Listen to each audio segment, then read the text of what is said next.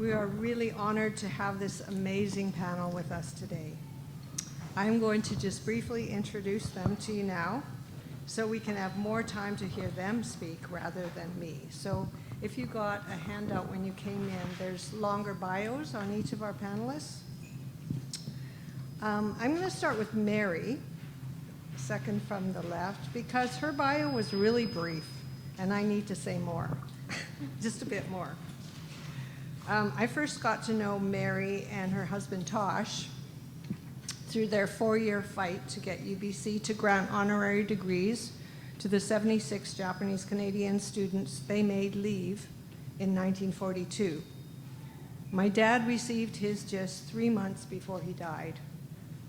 Mary also co-taught a course on the incarceration of Japanese Canadians with John Price in 2018. In the Asian Canadian and Asian Migration Studies program, they helped start after the degree granting. And that was the course, that was the program that Lucy and I were able to take a community media course about making film. And I also took Mary's course in 2018. Mary and Tosh continue to teach about our Japanese Canadian history through that program and to many high school and elementary school students up to the present. And beside her is Landon, Mary and Tosh's son, who is an active volunteer in his community of Delta and who has worked in both the public and private sector. And beside Mary is Michael Abe. He's the project manager for Landscapes of Injustice, a multi-year research project based at the University of Victoria. It explores the dispossession of Japanese Canadians during the war and will culminate in several exhibits starting this year. And beside him is Natsuki, his daughter. She's a community research assistant for the Landscapes Project and a third-year history student at University of Victoria. So thank you, Michael, Natsuki, and Karen for coming from Victoria to be here. And beside Natsuki is Kevin Isomura. He's a current member of the board of the Nikkei National Museum and Cultural Center, and he became involved in the community after seeing his daughters Erica and Kayla get involved. The whole family's here. And beside Kevin is Kayla, Kevin and Denise's daughter, and she's probably most known for her suitcase project, which showed here in the museum in 2018. And she documented through photographs and stories what Japanese Canadian and Japanese American Yonsei and Gosei envisioned packing if they were to be forcibly removed, as their families were during incarceration. So this panel will be moderated by Karen, and I'm really looking forward to hearing it. Thank you.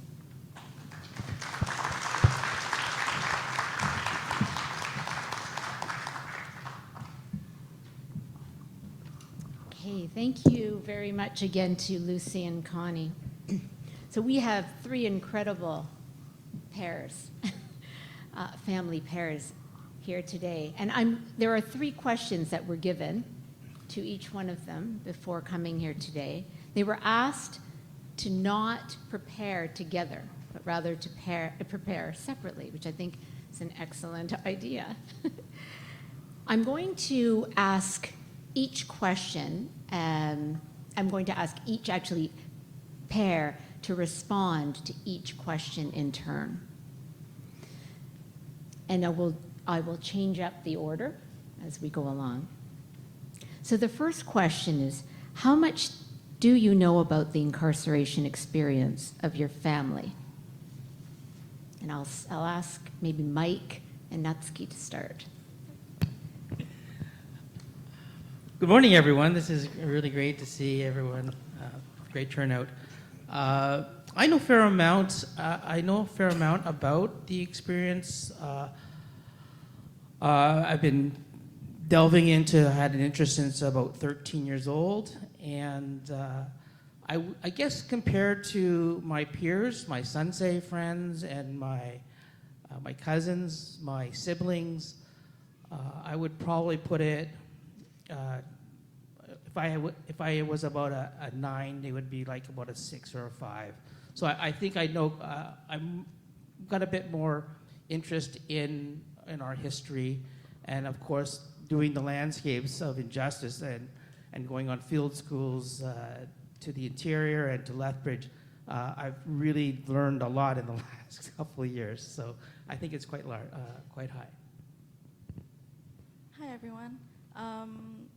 Similarly, I think compared to my cousins and my generation, I think I do know a little bit more about our specific families' internment history and our experience a bit better.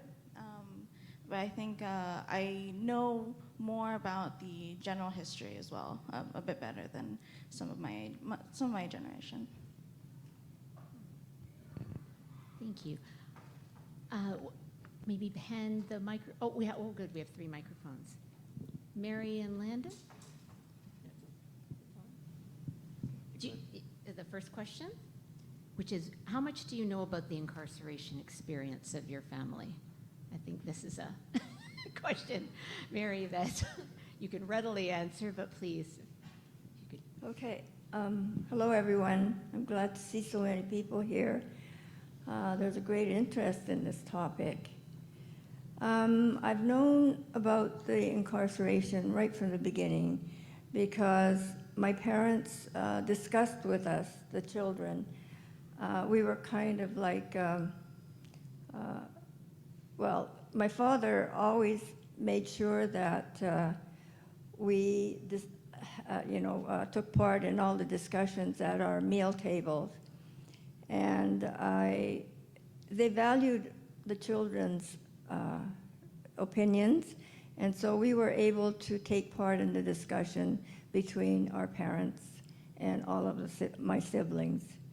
And therefore, I've known, we were discussing a lot of things like, some of the politicians who were taking part in our incarceration. So I remembered names like McGregor McIntosh, A.W. Neal, Howard Green, and Halford Wilson, and so on and so forth.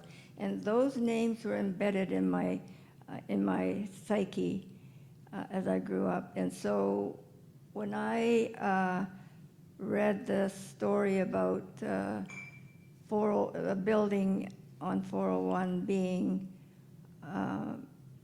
dedicated to Howard Green, it clicked this memory, and that's how the name of the building was changed. Yes, and I can go on forever, but anyway. Landon? Good morning, everybody. I think I've got my mother here, and obviously, and people that know her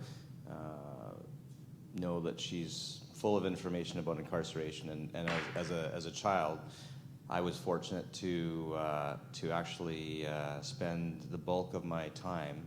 Our family's from Salt Spring Island, and from the time I was an infant until probably 13 or 14 years old, spent time with my Jichan and Bachan on Salt Spring. And it was a pretty open environment, and we talked around the dinner table, and I spent full days with my grandfather, with my Jichan, working in the fields, and we shared stories. I think, but more importantly to that, he was able to model for me how he felt. And my experience and my recollection from him was, it wasn't about being a victim. It wasn't about being sad or feeling like things had gone wrong. He was always dignified. He was always forgiving, and those things kind of came through in everything that he did. If people that did know him, he would have come across as a very dignified man. And so that's the context that I kind of learned about incarceration from both my Jichan and Bachan and my mother and father. Yeah.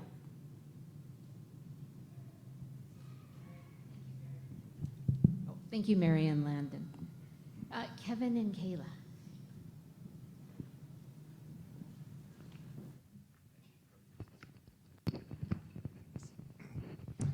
Yeah.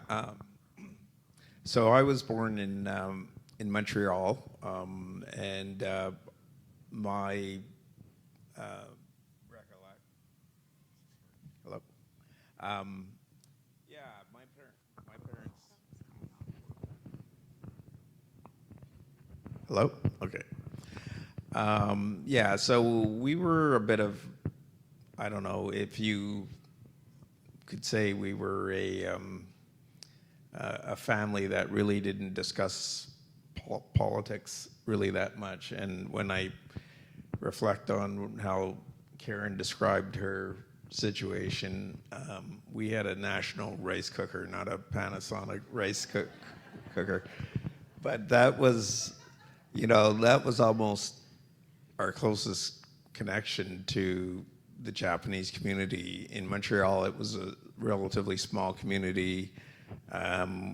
Grew up in a very, white Anglo-Saxon neighborhood. And in fact, the school I went to, there were probably 30% Jewish population and a lot of neighbors who were French Canadian as well as Anglo-Saxons. So there wasn't a lot of integration other than going to church the odd time where there was a Japanese congregation and the annual picnics.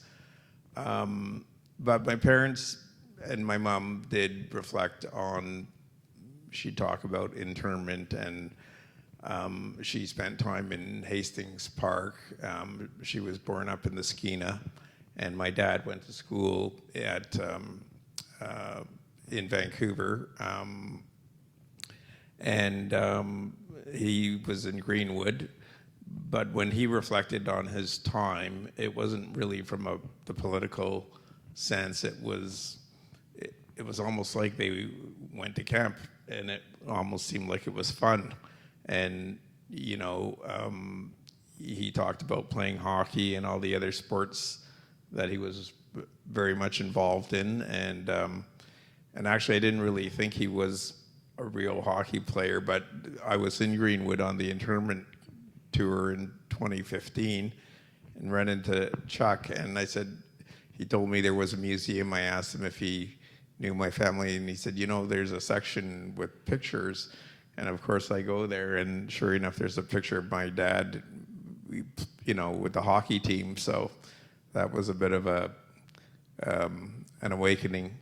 But other than that, my parents didn't really talk about it or dwell on it. And I don't think it was so much because it was something they were trying to bury. I think we were just living life, and you get on with life and you don't really dwell so much on the past. And I thought we grew up in a very sort of, if you will, a Canadian type family.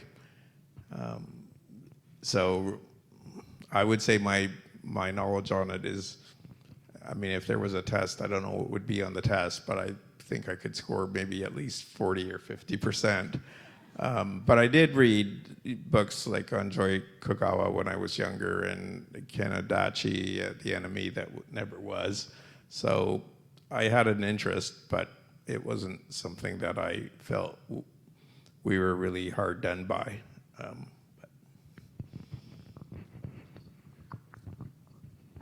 I guess my dad's experience kind of fell onto how I feel like I was exposed to our family's history, which was not really at all when I was growing up. So I feel like I know a lot more about the Japanese Canadian history of like the general community or other people's experiences through like talking to other people in the community. In compared to my own family's experience, I don't know a whole lot because my dad's parents, I never met them. They passed away before I was born, so I never had that direct connection either. But I think similarly to what my dad was saying about his parents' experience, when I did ask his aunt and uncle about their experience once, they kind of just talked about it in the way that if the internment didn't happen, they wouldn't have met, and then they probably wouldn't have had their family. So I feel like I've been learning bits and pieces about our family's experience, but it's kind of through like my sister. It's not really directly from family members in a way, but it's not to say that other people in our family don't. I would say that there are other people in our family who have grown up talking more about this history, some of my cousins maybe, who were more exposed to that. But for me, it also wasn't until like a later in life sort of thing when I started learning about the community, like since 2014. And then I feel like I sort of jumped right into it and got involved and started learning a lot about the history through that way, just through going to Powell Street Festival, like working at the Nikkei Center, and those sort of community connections. Thank you, Kevin and Kayla.